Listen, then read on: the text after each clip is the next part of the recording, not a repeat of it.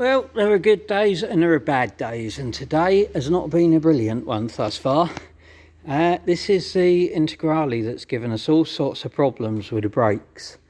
We've pretty much rebuilt the whole blooming system now, and we think everything is good.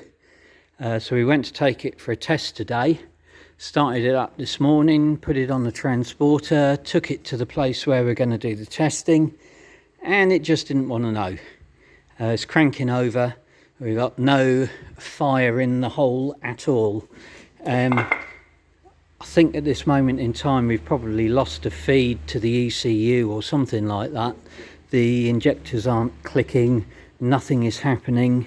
It's being very, very, very naughty indeed, and now we've flattened the battery. So first thing we're going to have to do, get the battery on charge, get the voltmeter out and start having a prod around. The wiring on it, to be honest, is a bit of a mess where it's been modified and remodified and remodified over the years. We did see that connector down there was off, but that doesn't seem to have made any difference.